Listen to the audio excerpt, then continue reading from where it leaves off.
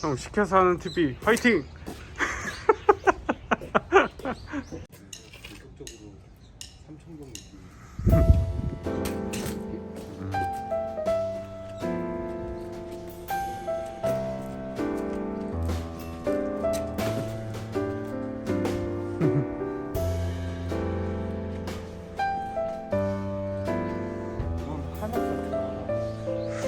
작업실 그런 로망은 다들 꾸죠. 아니 예전에 진짜 독립문에 하루 살 뻔했어. 정말 쌌었거든. 서식동에 그때 4,000만 원이 나온 하루. 몇년 전이야? 엄청난 데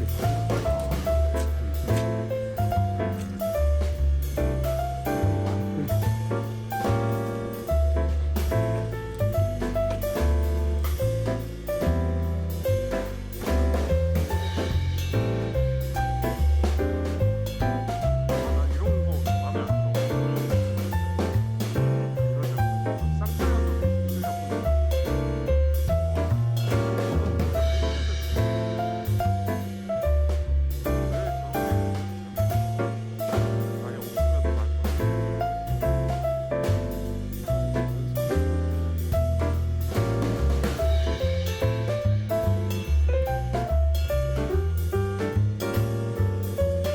쌍꺼풀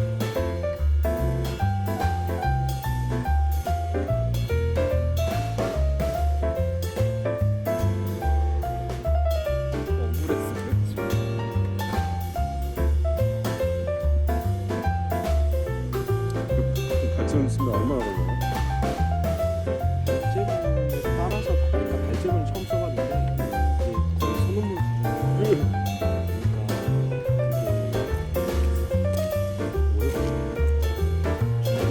이번에 쓴 거는 하나의 주제를 읽어야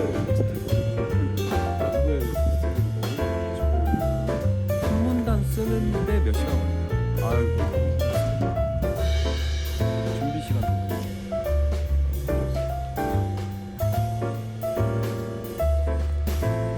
친구한테 좀 유명한 그래? 그냥 소소하게 골목에 좀 유명한 야, 이것도 좀 그래서 꼭 찍어봤어. 그래 배경은 진짜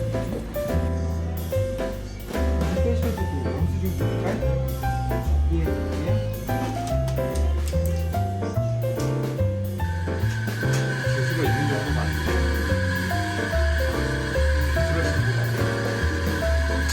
이게 글씨 쓰면서 하더라.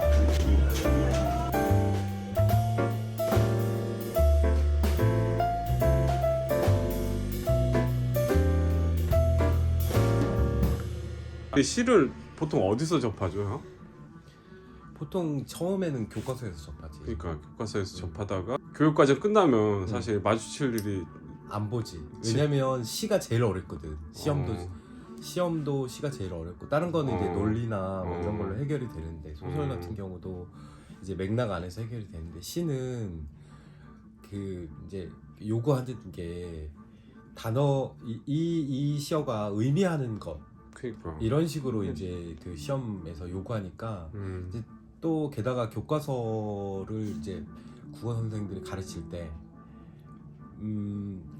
이 시를 읽고 충분히 자기가 소화할 만한 시간을 주지 않아. 그럼 교과 과정에서 그런 시간이 없으니까 그냥 무조건 밑줄 치고 이건 무슨 의미 이런 식의 이제 주입식 강의가 되다 보니까 그 지겨워하는 거지. 암호처럼 느껴지지 시가 일반인들한테는. 그래서 시가 정말 그 나한테 어떤 감정을 불러일으키는지 이런 것들을 느끼기 전에 이미 그 입시에서 요구하는 그 방식으로 들어가 버리니까 그러니까 사람들이 지금도 시가 너무 어렵대. 사실 시가 너무 어렵다는 거는 여러 가지 환경이 있지. 왜냐면 그렇죠. 자기가 안 읽어왔기 때문에 어려운 거기도 하고 교과서까지만 읽고 다른 시를 읽어본 적도 없는데 당연히 어렵지 시는. 그리고 시의 언어가 기본적으로 모호성을 장착하고 있는데 그거를 자기만의 해석으로 받아들일 준비가 안 돼 있으면 어렵지. 그러니까 네, 서양의 전통과 한국의 전통은 좀 다른 것 같아요.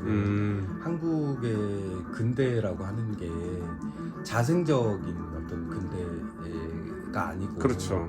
유입된 근대잖아요. 그러니까 문학도 마찬가지다. 문학도 근대시가 시작되는 시점에 신체시 무슨 뭐 이런 거 다 번안시잖아. 네, 그렇죠. 그러니까 서양에서 서양시를 번안해가지고 시작되고 그 다음에 이제 본격적으로는 20년대 이제 김소월 뭐 요때부터 시작되는데 그때도 이미 서양의 어떤 영향을 받아서 시작된 거기 때문에 물론 김소월이나 그 당시에 썼던 시인들한테는 한국적인 또 그 한시의 전통 이런 것들도 남아있긴 해. 근데 이제 우리가 그거를 뭐 찾자면 못 찾을 건 아니지만 어쨌든 형태적으로는 서양에서 들어왔기 때문에 일단은 단절이 됐고 뭐 그걸 떠나서 지금 현재만 보더라도 그런 어떤 시를 읽을 수 있는 생활의 어떤 환경들 이런 게 안 돼 있고 또 시인 또 시에 대한 그 국가적 그러니까 이제 공동체 자체의 어떤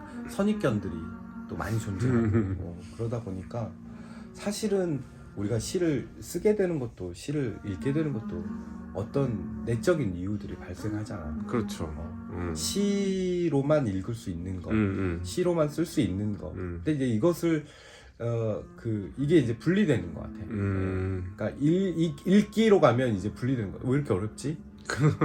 맞아. 근데 원래 어려운데, 그러니까 자기도 모르는 거야. 내가 쓰고자 하는 게 그 지시적인 어떤 말로 또 논리적인 말로 쓸 수 없다는 거를 이렇게 마음속에 있는데 자기도 잘 모르는 거야. 왜 시를 쓰려고 하는지에 대한 그런 게 정리가 안 되니까 읽을 때도 이걸 이해하고 싶은 거야 계속. 근데 사실 이해의 기준으로 보면 읽을 수 없는 시들이 너무 많거든. 그러니까 이해의 기준이라고 하는 것은 상식적 언어의 세계의 기준인 거지, 산문적 세계의 기준인 거고.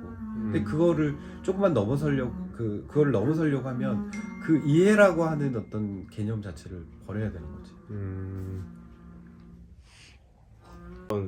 언어들을 찾아가기에 마련이잖아요. 그러니까 그 언어라는 것은 사실 굳이 문자가 아니라도 이를테면 내가 뭐 패션의 어떤 아이템에 꽂히고 어떤 스타일로서 자기를 표현하는 사람들도 있고 어떤 음악도 이제 장르가 다양하겠지만 이런 식으로 표현하는 거를 굉장히 자연스러워하는 좀 분위기도 형성이 됐고 그런 식으로 이제 어떻게 보면 이제 자아를 뭔가 더 확장시켜 나가는 그런 게 이제 어떤 성장하는 어떤 그런 과정이잖아요.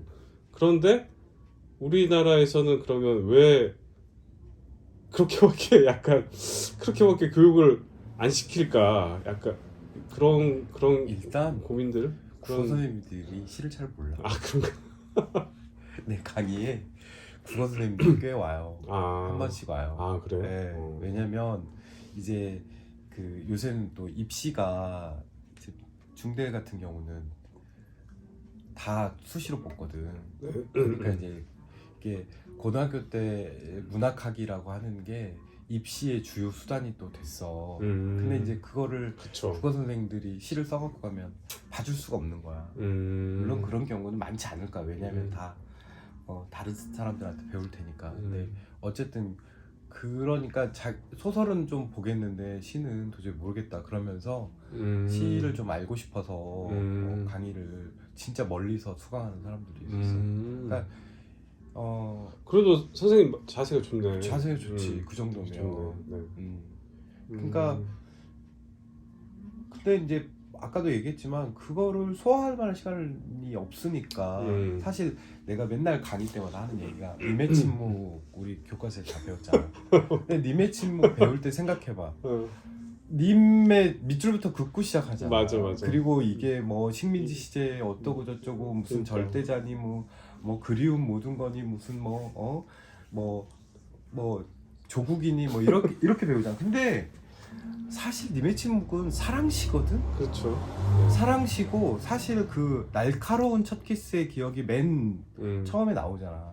근데 우리는 아무도 그런 의심을 안 해. 날카롭다와 첫 키스가 어떻게 붙어 있는지 그리고 첫 키스가 어땠는데 날카롭다고 표현했는지 그렇지. 날카로우면 찔리기도 하고 베이기도 하잖아. 그렇죠. 그 정도의 상처를 남길 수 있을 만한 첫 키스라고 하는 것은 굉장히 강렬한 그렇죠. 진짜 기억 속에 정말 마치 뭐 이렇게 화인처럼 남은 그런 거잖아. 근데 우리는 그 감각을 우리가 받아들이지 않아. 그리고 뭐 무슨 푸른 산빛을 깨치고 이런 표현이 있는데 맞아. 깨치고가 깨트리다라는 표현이거든. 산빛이 어떻게 깨져? 그렇죠. 그렇잖아. 그렇게 산빛이라고 하는 어떤 광경과 깨지다라고 하는 유리의 감각이 붙어서 이미지가 됐는데 정작 그 이미지를 통해서 내가 그 시의 감각을 내 몸으로 받아들여 본 적이 한 번도 없는 거야. 그러니까 우리는 님만 남아. 님이 뭔지만 남는 거야. 맞아. 그리고 굉장히 뭐라고 할까, 그 어조 자체가 굉장히 공손하지만 거기서 쓰이는 아까 깨치고라든지 날카롭다든지 이런 표현들이 그 공손한 말투 속에 들어가 있어.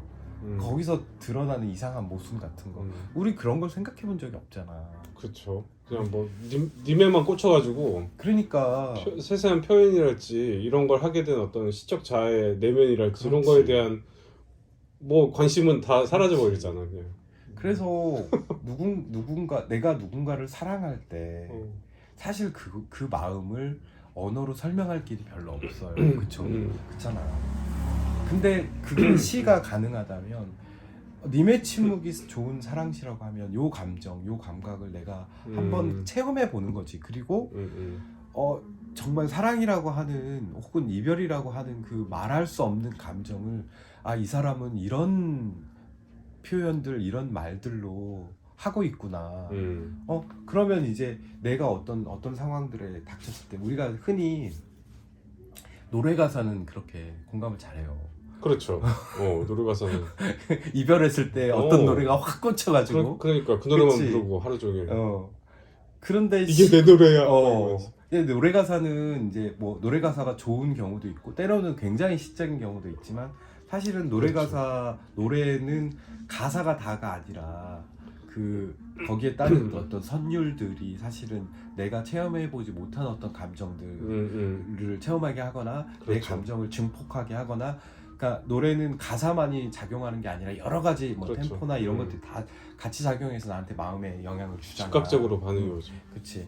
근데 시는 사실은 그것들을 노래가 하는 그 시는 또 일들을 호흡이 있으니까. 그렇지. 그것들을 이의 언어가 다 감당하면서 뭐 노래보다는 훨씬 더 뭔가 아까 확장된 자아라고 네. 자아의 확장이라고 했는데 자아가 확장된다고 하는 것은 결국은 나를 둘러싼 세계가 확장된다는 얘기잖아. 그러니까 나를 끌고 거기로 가는 거야.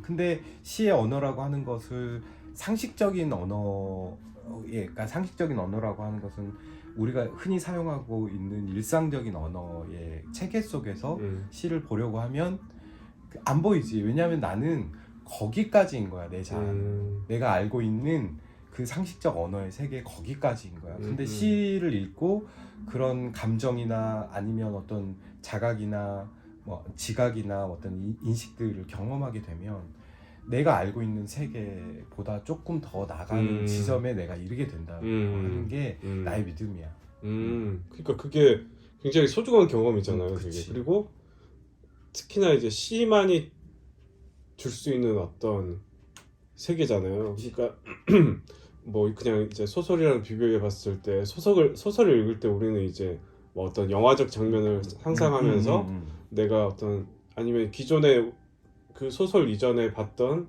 뭐 드라마나 영화의 인물들을 대입시켜 가지고 쉽게 이해를 하면서 아니면 이제 굉장히 전형적인 상황들이 펼쳐지면 그런 거에 이해되면서 이 주인공에게 몰입을 하게 되고 빠지게 되는데 시라는 것은 그 시적 자아의 호흡에 일단 먼저 맞춰가고 그 어떤 시인이 가지고 쓰는 그런 표현이나 언어들에 더 집중을 해서 뭔가 고양되는 느낌. 그러니까 소설은 그냥 카타르시스라고 하잖아요.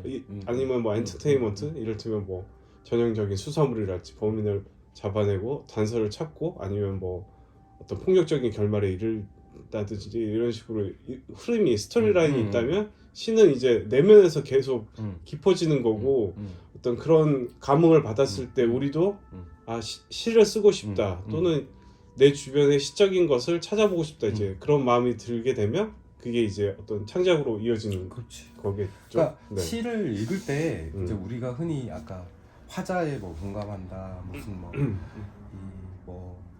뭐 자아의 확장 이런 거 생각할 필요 없이 맞죠. 그거는 이제 사후적으로 네, 나한테 그렇죠, 발생하는 그렇죠. 일이고 이를테면 어떤 시를 읽었는데 무슨 말인지 하나도 모르겠는데 좋은 거야. 어느 구절이.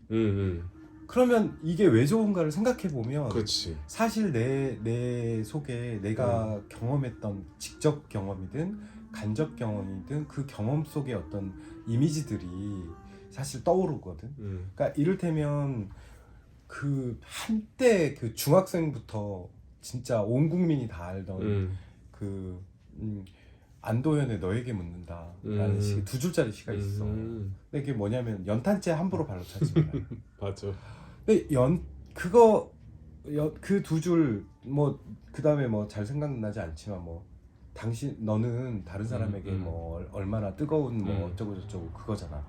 그러면 그 두 번째 줄은 차치하고라도 우리가 그걸 다 안다고 생각하지만 다 안다라고 생각하는 것은 그 의미 그 딱 보고 직관적으로 아 뭐 이런 뜻이야라고 아는 것과 네네.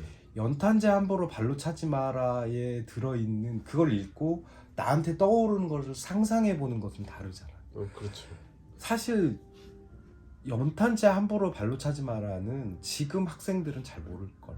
그렇잖아. 근데 좋아해. 근데 뭐 좋아하는 이유들이 있겠지. 근데 이제 우리 시절에는 연탄을 다 뗐으니까 연탄을 바깥에 내놓는단 말이야. 전봇대마다 다 그래. 옆에 쓰레기 더미 근데 꼭 옆에 있어. 애들이 장난으로. 당신 같은 애들이 발로 차고 다니면 거기가 어떻게 돼? 완전 난장판이 되잖아. 그렇지. 근데 재밌어 그럼. 그래. 그 재미. 그렇지. 그다음에 그 경험들. 그다음에 그때의 그 골목의 풍경들이 사실은 연탄재 함부로 발로 차지 말아야 다 들어있는 거지. 근데 그것들을 떠올려 보기 전에 너는 누군가에게 뜨거운 뭐 이런 거부터 생각하는 거야. 왜냐면 근데 이제 그 뜨거움과 연탄재의 감각이 연결이 되면 내가 떠올렸던 풍경하고는 또 다른 또 감각들이 발생하잖아. 그렇죠. 연탄재가 이글이글 거릴 때, 이글이글 거릴 때 진짜 빨갛게 달아오르잖아. 네. 그런 불빛들, 그 다음에 그 연탄재가 덮여줬던 어떤 방 안의 훈훈함, 이런 것들까지도 다 들어있는 건데 그것들을 떠올려 보기 전에 그 두 줄 읽고 알겠어. 좋아. 근데 사실 그 좋아라고 하는 지점 속에도 그런 것들이 아마 그런 정서들이 내포돼 있어서 좋아했을 건데 내가 왜 좋은지를 한번 따져보면 이렇게 다양한 상상들을 다양한 감각들을 내 기억 속에서 끄집어낼 수 있고 그렇죠. 한번 그렇게 끄집어내고 나면 그것은 진짜 오래가 어떤 시를 읽었을 때 나한테 떠오른 그 이미지 자체는 굉장히 오래가. 그래서 그 시가 끝까지 좋은 거야. 그러니까 뭔가 되게 낯선 장소에서 한 번도 가보지 못한 그렇지. 그런 곳에 음식점에 그냥 들어가서 음식을 먹었는데 약간 이제 그 혼자만이 집중할 수 있는 그런 시간이었고 다른 감각들은 되게 낯서니까 그런 맛에만 집중하게 됐을 때 느껴질 수 있는 그런 감각이라는 거죠. 그러니까 그게 이제 머릿속에 터지면서 다른 것들을 더 끌어온다는 거는 이제 우리가 어떤 낯선 음식점에서 먹었을 때 시적인 감각을 느끼는 거죠. 우리가 그러니까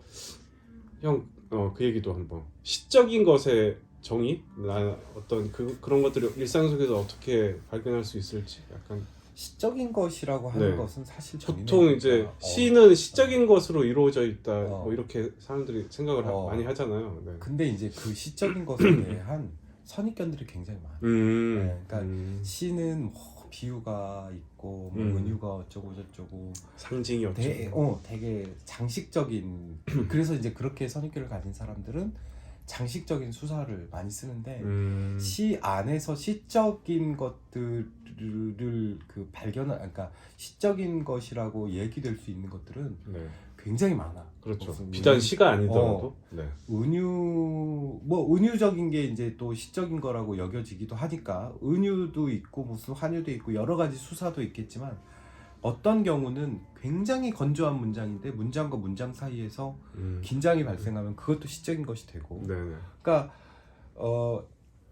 그 시 안에서 발견할 수 있는 시적인 것들이 있고 지금 말한 대로 내가 어떤 그러니까 기본적으로 그거라고 생각해. 내 일상에서 안 보이던 것들이 갑자기 보이는 순간들이 있잖아. 그렇죠.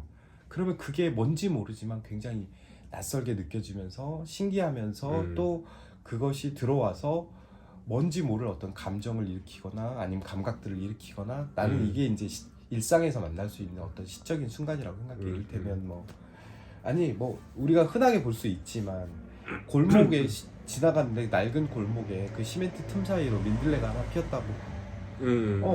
그것도 그냥 지나칠 수 있잖아. 그렇죠. 늘 일상. 근데 그게 어느 날 발견되는 거야. 그래서 보기 시작하는 거지. 저기 저 시멘트를 뚫고 어떻게 나왔을까? 뭐 강인한 생명력 뭐 이런 의미부여를 하기 전에 일단 보기에 굉장히 신기하고 낯설고 그 감정을 먼저 받아들이고 그 다음에 살살 보는 거지. 살살 보면 얘가 꽃이 피었다가 졌다가 씨가 맺혔다가 날리고 시들고 그 과정들 속에서 발견되는 것들 그런 것들이 있을 거야. 근데 그게 당장 이제 시로 써지진 않아. 대부분은 그 장면을 그냥 뭐 찍어서 인스타에 올리거나 그러면서 그냥 소비하고 그치. 내가 더 상상을 해보거나 이런 여지를 안 주고 빨리 소비를 시켜버리는 게 그러니까 되죠. 시의 상상이라고 하는 것은 네. 그래 즉각적으로 소비되는 게 아니라 그렇죠. 내가 이걸 봤어. 이게 곧바로 시로 쓰면 망해. 내가 보면. 네. 그럼 이제 이것들을 보는 순간들이 있잖아. 그럼 이제 이게 내 생각에는 이 기억 속에서 잊혀져. 그런데 어떤 순간에 그게 내 머릿속에서 나와서 그거를 계속 궁굴려 보는 거지. 그거를 떠올려 보고 거기에 감각을 더해 보고 다른 감각도 붙여 보고 뭐 이러면서 이게 사실은 시의 어떤 상상의 과정, 상상의 과정이라고 생각해. 근데 이제 그것들은 사실 쓰기 전까지는 다 잊혀져. 근데 이제 그 망각 속에서 이게 어디까지 갔다 오는 거야. 그래서 새로운 의미를 입고 내가 쓰는 순간에 확 들어오는 거지. 뭐 그런 것들이 있지. 자.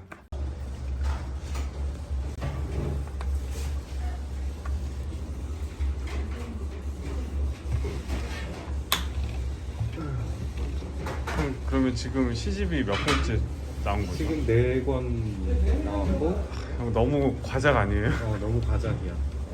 내가 생각해도 근데 약간 시를 쓰기까지가 오래 걸려. 쓰기까지 오래 걸리고 요새는 또 쓰는 시간도 좀 많이 늘어난 거. 그래서 한 편 한 편. 한 편 한 편 쓰는 게 근데 요번 같은 그러니까 이제 내가 생각하는 왜 그러냐면 이전에 썼던 정치를 답습하지 않으려고 하는 게 좀 크고 그 다음에 이제 내가 익숙한 언어를 혹은 익숙한 세계에 도달하는 거에 대해서 참을 수가 없어.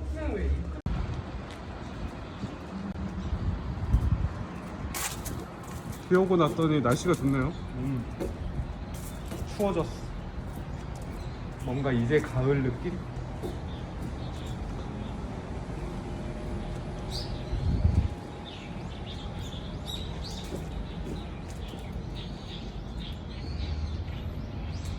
아, 안녕. 네. 안녕. 네.